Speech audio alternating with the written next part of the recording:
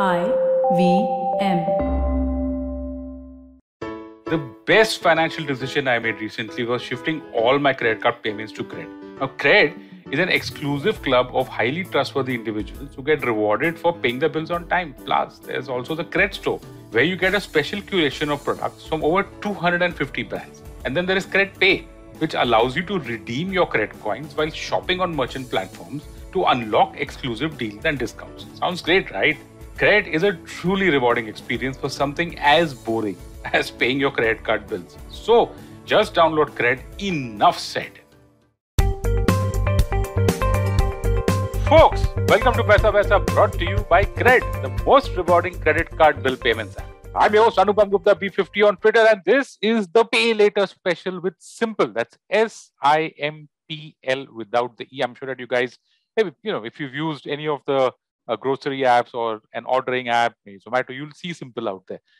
Pay Later to me is very, very interesting because it's such a useful service to the customers. I probably come from some other time when I'm used to using my credit card or using a wallet. And I love it when people, I've had this conversation on Twitter with a lot of people, and they say, Pay Later is it, man. No OTP, no applying for credit card, no wallet limit, nothing. So, wonderful thing. And it's also caught on globally. We're going to talk about all of that. So, we've had, in fact, Capital Float in the past, but they are exclusively, I think, on Amazon. Today, we've got one of India's largest players, largest Pay Later players, Simple, and my guest is Nithya Sharma, co-founder and CEO at Simple. Nithya, welcome to Paisa Vaisa. Thank you so much for doing this for our listeners. Anupam, thanks for having me on the show. As I said before we started recording, I've followed your work for 4 years now. So I'm excited to have this conversation and, walking your users through what we see we are doing about Pay Later and how we see the market evolve. Lovely, guys. And thanks, Nithya. So we're going to split this episode in a slightly different way because we've got a brand which is probably among the oldest out here, among the largest out here. So we're going to talk about the industry first, and then in the second half, for people, for if you don't know Simple, we're going to talk about exactly what Simple does and how it could probably help you make smarter financial decisions. So Nithya, let's start. Give us a perspective of the industry, right? In whatever way you want, make sense out of how Pay Later has boomed and where it stands today against, I don't know, comparable metric. I'm from the market, so maybe a loan book size or whatever it is, or whatever works for you. Tell us that. Yeah, absolutely. So Anupam, before I get into the metrics, let me just frame what Pay Later is very quickly so that there is a framework to think about this. We call it Pay Later right now, or some people call it BNPL, Buy Now, Pay Later. These are jargons. But when you step back, almost 5,000 years back in human history, Pay Later is the original form of money. This is what I mean, right? So imagine how we used to do transactions back in the day, 5,000 years back or something. We used to live in trusted communities, small villages or small neighborhoods. And even before money was invented, what we used to do was you had goat, I had milk, and we used to have a ledger system to kind of keep a record of who owes who how much. It was I owe you something, right? And it's basically nothing but a ledger. And then if you kind of think about something more relevant to probably what you do right now is the khata, the tab or the account you run with your local grocery store, the milkman, the newspaper wala, the dabba wala, the whole 9 yards. Sometimes you don't even realize that you're using Pay Later, but you are, right? So to me, Pay Later is the original form of money, and it is incredibly ingrained in commerce and human psyche, to the point that when you buy your newspaper every day and not pay for it, and then you pay later your one bill, you don't even realize you're using something, right? So that's, to me, Pay Later. Now, coming fast forward, obviously, as the world has evolved, when we have today's technology, mobile, internet, the cloud, what Pay Later means is consumers can buy now online or offline and pay later at a time when it's more convenient to them. Pay Later typically comes in two chunks. One is Pay Later for convenience and safety, right? The other Pay Later would be something for affordability, right? So I'll quickly talk about the affordability because I think it's easier to kind of maybe grasp, right? It's a classic installment EMI, right? You want to buy a phone or a computer or a washing machine, and you go and say, I'll spread this payment over 6 months, 12 months, etc. Right? So that's one pay later. The other pay later is what we focus on, which is I want to buy something online. And instead of paying first and receiving later, which if you think about from a consumer experience point of view, to me, it doesn't make sense, honestly. What simple allows is, or simple type pay later allows is you press a button, you buy now, right? You aggregate all your buying into one bill and you pay that bill at a convenient time once in 15 days or a month, right? So those are the two types of pay later. Now, when you think about the industry, the classic pay later, which is almost like a khata, we think it's about a $300 to $500 million annualized total payment volume industry right now. The amount of flow, how much money flows through the system.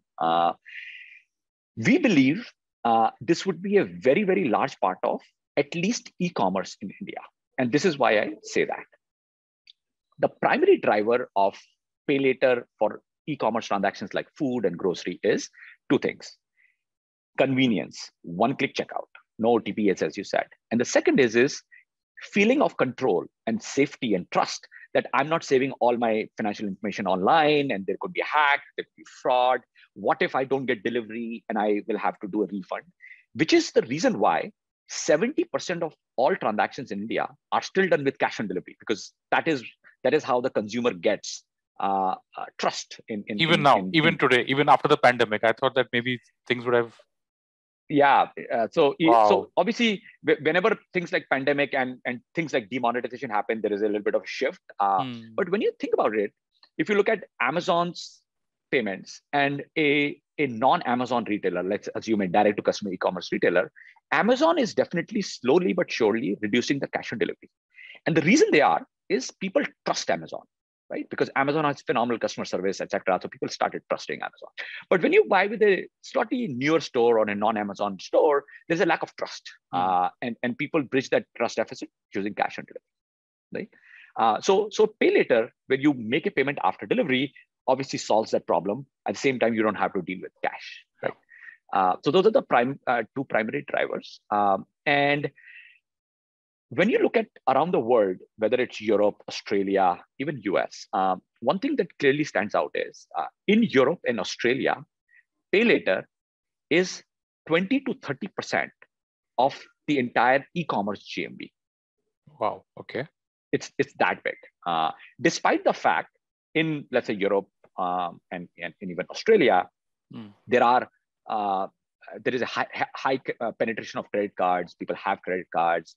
There is a reasonable trust in the system as well, right? There is less lack of trust deficit is never a problem in Europe. Still, 20% of all between 20 and 30% are pay later. In India, if you think about it, if you were to take a base case scenario, a conservative estimate, eventually we should end up at 20%, just like Europe or Australia, right? And if you just project out a couple of years or 3 years, if you were to believe that India will be a $200 billion e-commerce GMV market, pay later should take at least 20% of this market share, which will be $40 billion GMV, right? Wow. And one thing is very clear: e-commerce cannot scale with cash on delivery. It's just not scalable. It's too expensive and too much issues. Okay. So that's kind of like how we think about it, where the market is today and where it would go. Great. Tell us the landscape. Who's out there? I mean, who would you consider as the big, pay later or whatever you call it, buy now, pay later, or I'll just call it pay later, whichever way you look at it.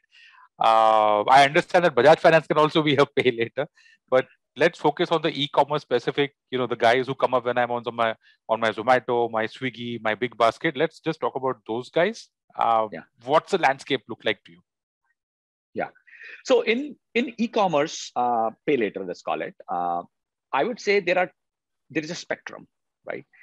One spectrum is consumers using pay later and merchants offering pay later to consumers for frequent use case, right? That's your classic, what you just said, food delivery, grocery, and etc.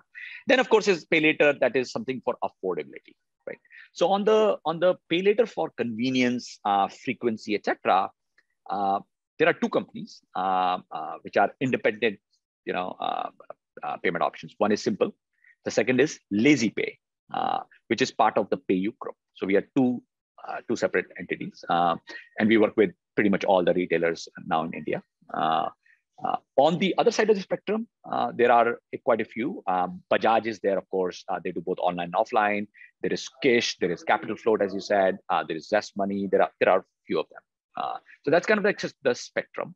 Now, within Pay Later, there are two types of Pay Later if you think about it. One is one offered by Simple and LazyPay, which is offered by a neutral platform that works with retailers to make sure the consumer experience on their platform is very good, and they are able to build trust with their customer, and they're able to increase conversions, the whole nine yards. Then there are Pay Later that are operated by large e-commerce companies like Amazon, right? So that's called, I would say, Amazon Pay Later, but it's only on Amazon. And one of the reasons why it's only on Amazon is because Amazon as a e-commerce as a platform is non-neutral. It is very focused on Amazon itself, and they want Amazon to win as opposed to the rest of the market. Similarly, Flipkart also has a Pay Later, which is only on Flipkart. So that's kind of like what the landscape is. Okay. The way I define it is neutral Pay Later and captive Pay Laters. And neutral would be Simple and LazyPay. Captive would be something like an Amazon Pay Later and Flipkart Pay Later. Makes sense. Nitya, help me out here, okay? Pay Later has come up as an option to credit cards and wallets, okay? Because I'm guessing that today's generation doesn't want to get tied up in OTPs, doesn't want to get into keeping on filling up their wallet limits, stuff like that, whatever it is. How's the story played out so far? Any key insights, any learnings from usage that you've got so far in terms of how are people using this? Anything at all? Anything that really came out to you as interesting? Because I can see that convenience is a big thing out here. So how has the story played out so far for you? Insights, adoption, anything? Yeah. So Anupam, convenience and peace of mind are the two major drivers. So I would say they are equally important. Now, if you think about India, what you see is we have 900 million people with a bank account. Right? They all have a debit card or UPI. 500 million people have a smartphone connected to the internet, but only 30 million unique people have a credit card. Right? So if you think about the credit card penetration, it's almost 3% of what the addressable market could be. Now, when you think about yourself or anyone else in India or around the world, how do you use your credit card? Typically, you use your credit card as a transaction platform. You're just buying your coffee, food, everything else, and you plan to pay a bill, right? Some people end up revolving the credit card, which is incredibly expensive. And of course, the guests of your show probably, or listeners of your show will appreciate it. Paying 24, 36%, 48% compounded interest rate is financial suicide. No one should ever do it, right? Yeah. Primarily, it's a transaction platform. And especially in e-commerce, what it does is it builds trust, right? When you save your debit card online versus a credit card online, the difference is if there is fraud, if there is chargeback, in a credit card case, you can kind of push it back to the bank, the issuer, right? But in a debit card, it's really your problem. If there is a problem, it's your problem. You can deal with it and try to solve it. So when you think about such high usage of cash in e-commerce, it is not because people don't have UPI or debit card. It is just because there is not a trusted payment instrument like a credit card, or it could be something else. For instance, in the US, PayPal solved that problem through escrow. China, Alipay solved that problem. So when you think about growth in e-commerce in any market, whether US, Europe, or China, there is always this layer of trust and user experience that allows consumers to migrate from offline mindset to an online mindset where they feel the same level of convenience and trust.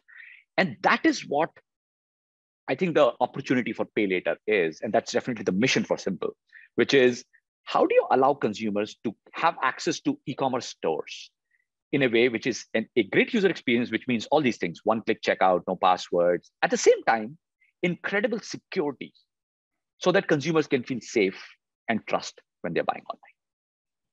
Very interesting. What's going to happen to wallets, you think? It started off in such a, they are the same proposition. that no OTP, fill it up once, use it over a period, use it over a month, and that's it, you're done. Where do you think where do you think that story is going? Because I mean, it's obvious that Pay Later has come as what looks like a superior user experience, and probably more flexible, right? Because you can give me a credit line of what, maybe 5,000, and maybe that's my monthly Zomato bill, and I can just pay it off at one shot. I don't even have to think कि मेरे wallet में पैसा है नहीं है. I have to fill it up. What's your view on wallets? Yeah, I mean, so there are obviously two types of wallets, right? The wallet I think you're referring to is the prepaid wallet, where you put money inside the wallet, right? And my view is it's definitely not going anywhere, and I think it's a foregone conclusion perhaps at this point. And the problem is this, Anupam. When you think about the origin of wallets, and you go back to, let's say, M-Pesa in 2005 or 6, and then of course Alipay in China. Those are very different markets in a very different era, right? And of course, the countries where they operated were different. So if you think about M-Pesa and where the wallet first started, so to speak, there were no banks. The problem was there was no store, there was no digital store of value, at least for a section of the consumer, right? So if I was a, let's say lower middle class or middle class person, let's say in Nigeria or something, or Kenya, I just didn't have access to bank account that easily. And that's when telcos like M-Pesa and Vodafone solved that problem, where I can just deposit money somewhere. It almost acted like a bank account, but obviously not exactly a bank account. But it allowed me to buy mobile minutes, do some transactions, etc., much more conveniently than going to a bank account, walking several kilometers, spend all of that. Now, when you fast forward, same with China, right? If you think about when wallet started in China, this was early 2000, mid 2000s, etc. Now, when you fast forward to India, and forget about wallets, if you think about what do we have in India, we have the most sophisticated financial infrastructure in the entire world, right? What does that mean? Every single person in India has a bank account, right? Which is unprecedented, right? It's never happened before in the world, and then we have already done it. And people trust their bank. So we are happy to save our money in the bank, right? Then we have something like UPI, which allows me to move money from my bank account and give it to someone for purchase, right? Anytime I want, right?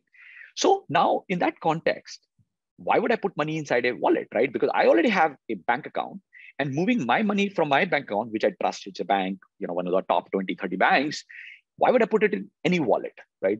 It doesn't give me interest rate. It's just like money sitting, and maybe I'll forget it, because that's the big thing, right? I have some money sitting in this wallet, that wallet. I don't even remember anymore. Why would somebody do that? Now, if UPI wasn't there, then it makes a lot of sense, right? Or if bank accounts themselves, the traditional bank accounts were not there, it makes a lot of sense, right? Because yes, it just makes my transaction easier. But if that is not there, why would I take a wallet? Right? So that's number one. The second is the issue of debit, direct debit. When you are buying online, whether you pay with a wallet or your bank account using UPI, primarily, while the user experience could be slightly different in a wallet, it could be one click, as long as you have money in the wallet. And in UPI, of course, there is passwords and it fails. But the fundamental thing is the money has left your bank account, right? You have no buyer protection at that point, right?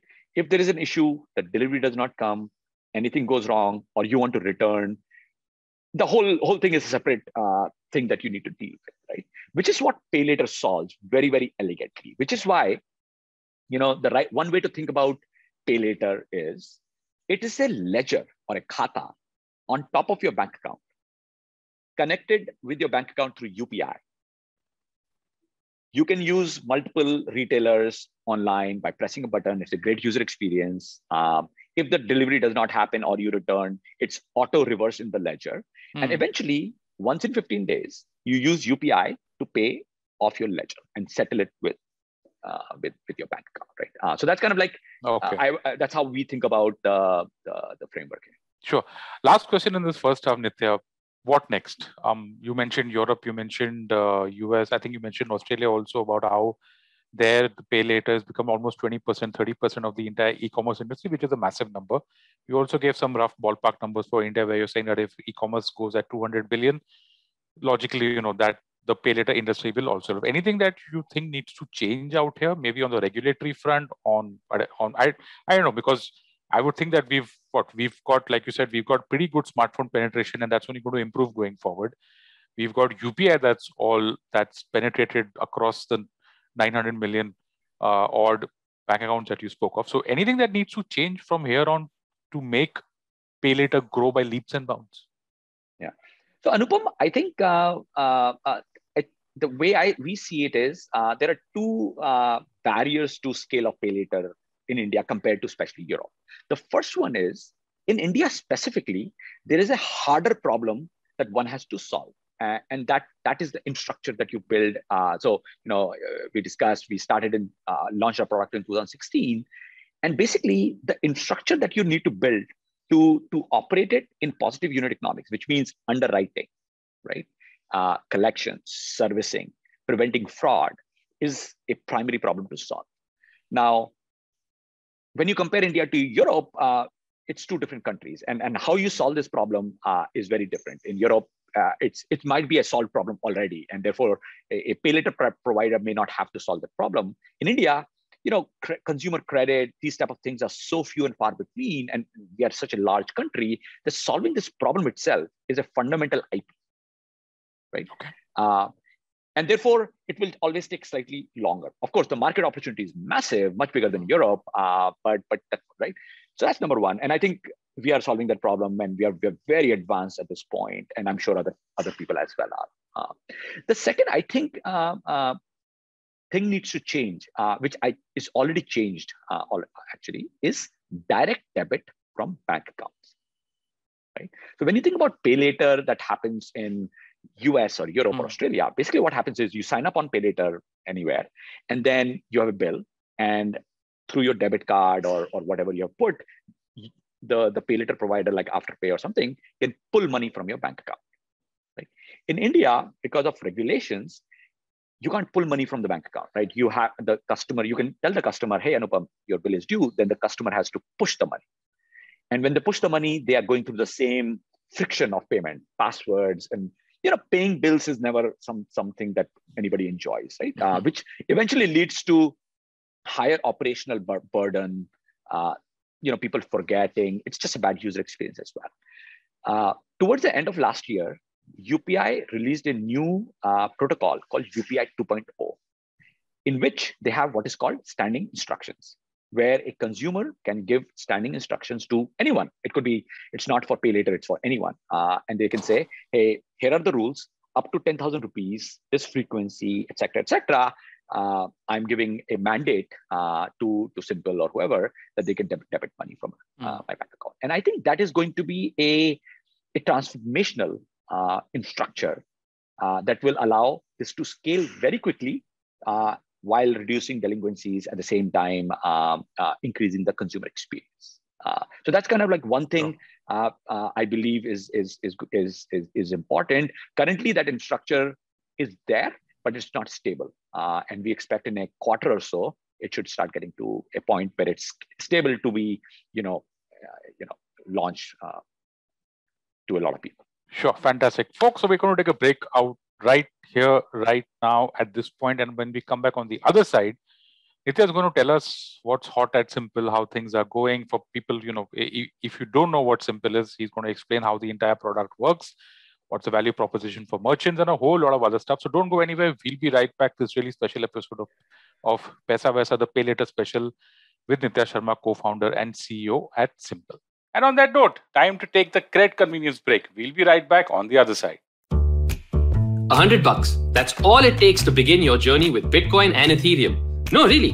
With CoinSwitch, you can start investing in over 100 cryptocurrencies with just 100 rupees. On top of that, there are zero charges for deposits and withdrawals, so you can trade, buy, sell, however and whenever you want. All of this, plus their extremely intuitive interface, makes CoinSwitch the perfect app for beginners in the crypto space. But don't take my word for it. Just download CoinSwitch for free and try it out for yourself. If you'd like more information on cryptocurrencies, tune into A Show About Crypto with me, Rohan Joshi, my new adventure on IVM Podcasts. CoinSwitch, kuch to badlega. And welcome back to this episode of Paisa Vaisa, the Pay Later special with Simple. My guest, Nithya Sharma, co-founder and CEO at Simple. The first part, we spoke a lot about how the industry is going, where it is, how it's grown, and where it's going to go. This part is completely dedicated towards Simple and the product that they have. Okay, Nithya, if you're talking to someone who's never used Simple, you want to explain the product to us, please tell us what Simple is and what does it offer to the customer, to me, to the consumer, that's better than other modes of payment. At Simple, we have two customers, merchants and consumers, users, right? Like you and me. To the user, what Simple is it enables you to buy anything on the internet with one click. So it's one click checkout. So no password, no nothing. And it aggregates all your transactions across use cases that you do into one bill, which you pay with your bank account using UPI or debit card every 15 days. In return, what you get is a great user experience, which is one-click checkout, and unprecedented security and trust, where you do not have to save your card details and worry about fraud or any of these data hacks that keep on happening on so many merchant websites, right? Second, a lot of consumers feel a little bit of anxiety between paying for something and buying online and then getting returned delivery and feeling satisfied with their purchase, right? In a debit instrument like paying with UPI or debit card, it's you've paid money and then you'll have to get the return. In Pay Later, if you don't get the delivery on time or at all, you don't have to pay for it, right? It gets auto reversed, right? So it gives you that peace of mind that don't worry, this is a trusted way for you to access e-commerce. So that's kind of like the main proposition for the consumer. Last but not the least, it also helps consumers manage their budget just a little bit, right? The primary use case is not affordability or managing budget, but it also does, right? So sometimes you want to bridge it over the end of the month. It helps you to do it as well. Okay. Sorry, is your answer complete? I was just about to get to the merchant side if you want. I'll just take I just want to delve a little bit more out here on the consumer side. So if I've understood this right, Nithya, you're essentially giving me a credit line, which could be, 5,000, 10,000, depending on how you assess my needs. Am I right in that? That is correct. Yeah. And when and you're saying that if I take that on the 1st of the month, on 1st June, let's say, then by the 15th, I have to repay whatever billing that I've done within that limit, right? Yes. So basically the way it works is typically with Simple, you'll buy something on food delivery, grocery, typically people do 4 to 5 transactions over a period of 15 days. They get a bill at the end of the 15th, the midnight of 15th. Then you have 5 days to make a payment. So you can just make a payment with UPI. And yeah, that's what. So you spoke about the auto debit in the first part of the show. That's not happened as yet, right? I mean, I still have to manually press the button and pay to you, right? Yes, currently, yes, because auto debit has not fully been rolled out. It's unstable right now. So therefore, you will have to go and pay, which is a user experience problem that we are solving with UPI, with auto debit, where in the future, you will not have to do even that. After 5 days, your account will be auto debited. And within 5 days, you have the option to come to the Simple app and say, hey, this delivery did not happen, etc. Right? You can, just like how you would look at your credit card statement, you can kind of say, be satisfied that this all happened, and then automatically transaction. So you're saying that if I get a bunch of bricks instead of my iPhone, I can actually, maybe not an iPhone, that's pretty expensive, but you know what I'm talking about, right? Yes. And Anupam, the interesting thing here is we've done a lot of user research. The brick thing you said, right? I give this example a lot. And I'm sure the brick has never happened to you. It has definitely never happened to me. Yeah. But we have heard these stories. And that's how the human mind works, right? We are all worried about the brick, although probably it happened maybe 10 times in the entire history of e-commerce or whatever. And we saw it on Times of India, and we're just preventing that brick to happen to us. No one wants to deal with the brick. Although statistically, it doesn't happen. Yeah. But that fear of brick is the friction that prevents commerce. Yeah. Well, that's it. It's not happened. The brick hasn't happened to me, but a pretty pathetic pair of shoes did happen once. Anyway, the merchants. Tell us about that. What's the value? Because merchants is a massive industry in India, given how unorganized, and how that part of the industry operates. So, what's the value proposition for the merchants? Yeah. So the merchants. So if you think about what is the problem for the merchants? Merchants have two problems. First is merchants want to sell online, but 70% of transactions happen with cash, right? Now, a merchant like an Amazon or Flipkart, just because of their sheer size and their nature, they can deal with it, right? But if you're a smaller retailer, dealing with cash on delivery is very, very expensive. As a retailer, you are running a de facto credit book, right? Because you've made the sale, right? But the settlement will not happen till the person pays. And depending on what type of retailer you are, it could happen in few hours or a few days, right? Second, a lot of returns happen when people buy with cash on delivery, right? The return ratios are much higher, purely because consumer has just there is no commitment, really, right? And some people misuse it, of course. And then there is fraud, pilferage, right? Losses, it's just unbelievably expensive, right? So that's one problem statement for the retailer. But the retailer still needs to offer cash on delivery as an option, because that's how the consumer feels safe about buying online, right? Yeah. And if your competition gives it to the customer, then the customer will just go to the competition. So therefore, everybody has to. It's just game theory. So that's one problem. The second problem is conversions on e-commerce, right? If you look at traditional e-commerce in India, right? You're buying, let's say you said shoes and t-shirts and all these things we all buy. The average conversion on e-commerce in India is 0.5%. When you compare that to developed markets like US, Europe, Australia, it is 4%. So India is. Could you explain what is the conversion? Sorry, Nithya, just to interrupt you out there, what exactly is this conversion where you're saying in India it's 0.5% and in developed market it's probably 4%? What do you mean out there? So this is what it means. Let's take an example, a very concrete example, right? You bought those shoes online, right? You bought from some store, let's say, right? Now, the way it works for the retailer, if you look at it from the retailer point of view, a brand who's selling shoes to you on the platform is doing a lot of marketing to drive traffic to the store, right? Online store, which is the top of the funnel. So for instance, let's say I run a store, I'll do Instagram marketing, brand building, whatever, Facebook ads, and then people will click on it and then end up coming to my website, nityasharma.sneakers.com, right? How many of those people actually buy, right? So in India, if 100 or let's say 200 people come to the top of the funnel, 1% will buy. Wow, okay.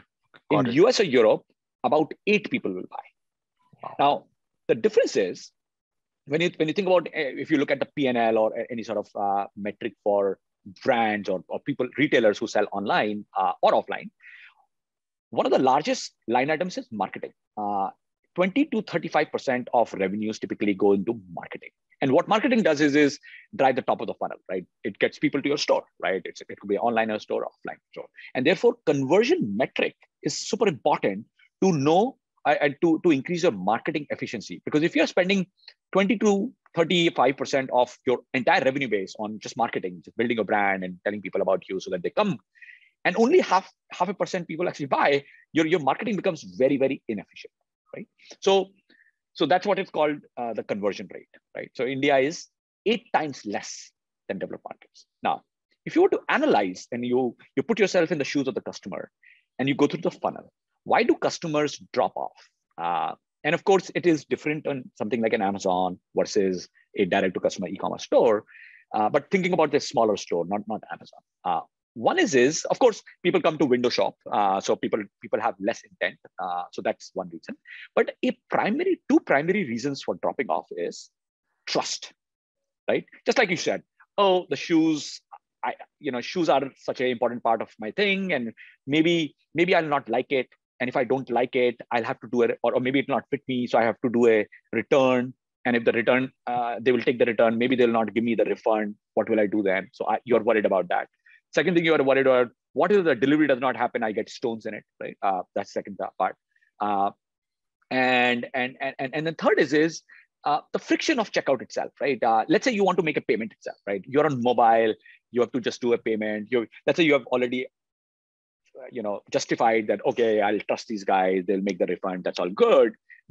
Then you have to make a payment, then you have to put your password, this, that, card information. I mean, imagine this, right? And you're on Hmm. mobile. 90% of e-commerce in India is on mobile, Wow. right? Okay. No wonder only 0.5 people buy, Yeah. which is where anything that allows consumers to buy with less friction, don't think too much about this, which is a combination of one-click checkout, no password, not having to enter information, not worrying about fraud, etc., and feeling safe that if the delivery does not happen, you get stones, you are not on the hook, right? Hmm. And if you want to return because it did not fit you, it is not something that you'll have to fight it out with every single retailer one by one. It is a cohesive part of Simple, right? That is kind of like how the retailer thinks about it. So what Simple does is we increase the conversions by almost 100%, right? By the way, it's a small ask, right? You're only increase. I mean, if you think about it, right, there is so much room here, right? 0.5% people buy, right? So we just increase it slightly higher, like cohorts of people who use Simple. Yeah. We also increase retention. And the reason we increase retention is classic khata, right? And Anupam, that's where I would want to just step back, right? Simple, we started Simple about 5 years ago. When I moved back to India, after spending about 10 years in New York, US, I used to work on Wall Street. So I used to work in financial services, had a great job. I had my American Express cards and so on. When I moved to India, my bank rejected my credit card application for a simple reason that I did not have a credit score. Yeah. Okay. And when I looked around, I realized very few people in India have a credit card. 30 million people have a credit card. And which is when I kind of like said, there is an opportunity to not only build a credit card, but to reimagine the whole thing, right? How will you build a credit card from scratch for today's world, for today's customer and today's commerce, right?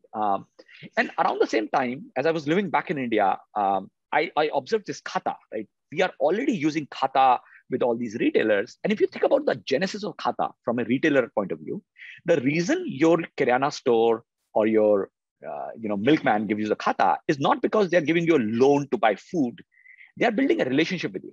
It's a relationship product, right? It allows them to build a relationship of trust with you, which automatically translates into higher retention and sort of higher business. Similarly, because Simple is basically a khata, we see the increase in retention for retailers as well. And that's why retailers love Simple. Very interesting. Okay, now coming towards the end of the episode, Nithya, last two questions for you. One is, it's been a tough year, right? For a lot of us, the tough year is in fact even continuing now with this entire second wave thing.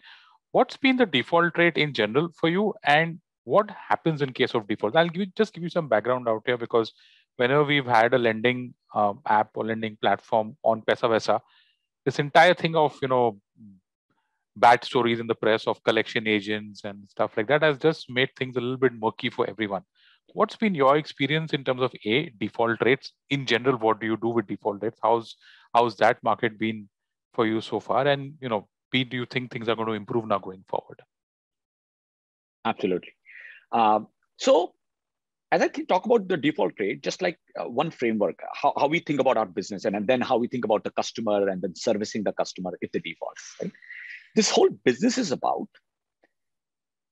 enabling Simple to use a new customer to use Simple for the first time. So we work with retailers and bunch of data to kind of like say, these people are qualified to use something like Simple and these people are not. If you're not qualified, of course, you can't use Simple. But if you're qualified, we start you off at a small credit line. Typically, it starts at, let's say, 2,000 rupees. Right? Now, the probability that you will not pay back or that new customer will not pay back is the highest at the first time. Once you have paid back and you've put your UPI handle, etc., you build your own repayment history. And then you build, as you use Simple, you build more repayment history. And as you build that repayment history, we increase your limit from, let's say, 2,000 rupees to 3,000, 500, and 10,000. We typically don't go, we go at as high as 20,000. That's it. So that's how it works. Now, because the risk curve is basically like this, right? In the beginning, the risk is high on the new consumer cohorts. And as the consumers mature and season, the risk becomes lower, and goes to the point where it becomes negligible because they have paid it so many times. And as the risk goes down, we give you more money. Right? So the primary driver of unit economics of this business is retention. And the primary reason consumers retain is user experience, right? Your user experience has to be so good that people just want to use you all the time. And of course, you have to give them use cases like food delivery and everything else that they continue to use you all the time. Mm-hmm. The reason I say user experience is because when you take a customer and you look at the consumer's journey from day one on Simple, and then of course 1 year, 2 year, 3 years, consumer touches you multiple times. They use you to one-click checkout, then they used to pay the bill, then sometimes they forget, so you have to remind them. And then sometimes they forget for 30 days, then you have to remind them again.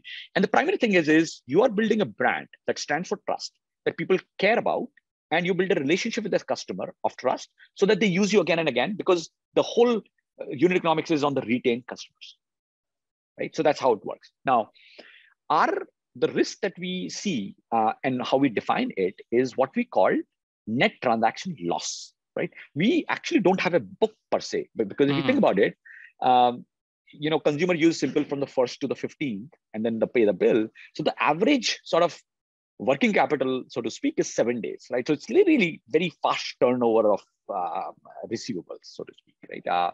But the metric we focus on, which is typically not a lending metric, it's what we call net transaction losses, which is 100 rupees are used, and then how much does not come back. In 45 days is where we cut off.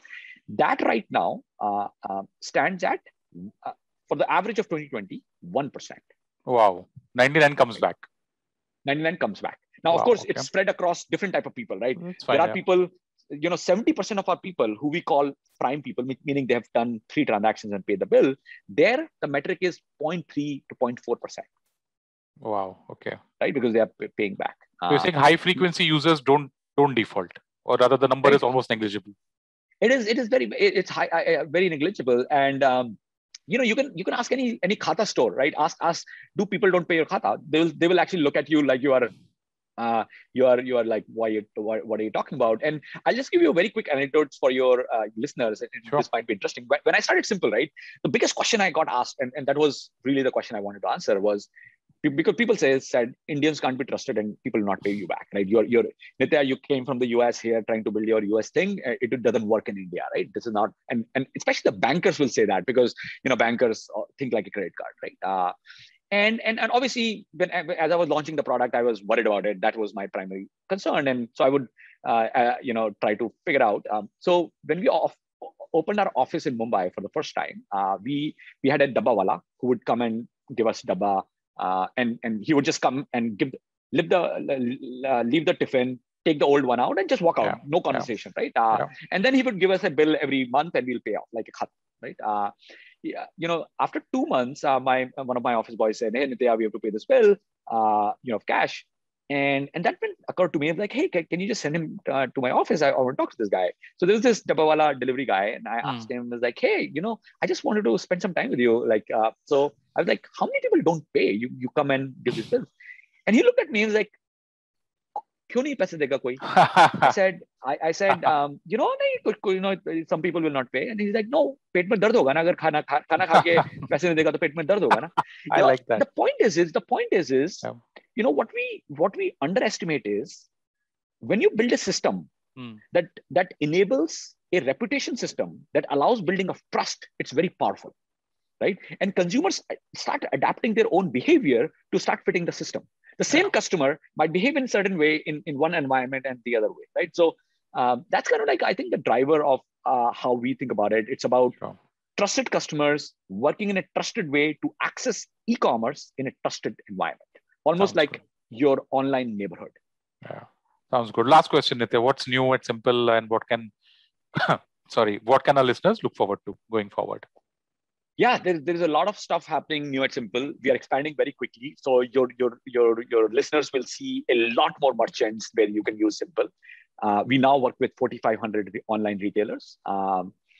In the last 6 months, we quadrupled our merchant base, and this quarter again, we will double again. So you'll have, it's all about having more places to use Simple. So you'll see that. The second thing is you'll start seeing some interesting features from us. As I said, we are building a full stack replacement to the credit card. And one of the things that everybody loves about credit card is loyalty rewards. So we're building a very interesting loyalty reward platform, but the way it will be very different from what loyalty happens in credit card is. So in credit card, what happens is credit card companies charge a lot of money to retailers, about 2.5% to 3%. And if you want to wonder where is this money going, 2% out of that money goes to fund your loyalty rewards. Right? But who does it build loyalty to? It builds loyalty to the bank. Who pays for it? The retailers pays for it. Why is it the case? Well, there is no reason for it. It just started 60 years back, right? We are reimagining the whole thing. And for us, consumers and merchants are the central actor of payments, right? So our loyalty would be about retailers, enabling retailers to give their customers loyalty that they can redeem on the same retailer, right? So very much like Starbucks rewards or something. So that's what we are building. And yeah, I mean, like we're very focused. We're not trying to do too many things. Our goal is to just build one product that just gives a great user experience to their customers and build features around the product, like, as I said, auto debit, loyalty, that just makes the product even better. Fantastic. Wish you all the best. And yeah, folks, that's a wrap on this episode of Paisa Vaisa. My guest, Nithya Sharma, co-founder and CEO at Simple. Nithya, thank you so much for doing this for our listeners. It was great talking to you, Anupam. Thanks for having me on the show. And here's the credit privilege tip of the week, folks. Pay your credit card bills on time to avoid getting into very, very expensive credit card debt. Remember that. And listeners, if you like this podcast, don't forget to check out other interesting podcasts on the IVM network. You can listen to us on the IVM Podcast app or ivmpodcast.com. You can also follow us on our social media. We are IVM Podcast on Twitter and Instagram. If you want to reach out to me, I'm your host, Anupam Gupta, B50 on Twitter. And thank you so much for listening to Paisa Vaisa. Brought to you by Cred, the most rewarding credit card bill payments app.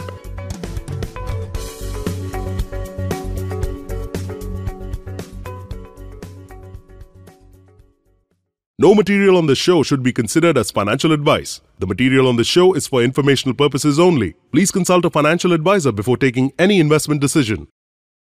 IVM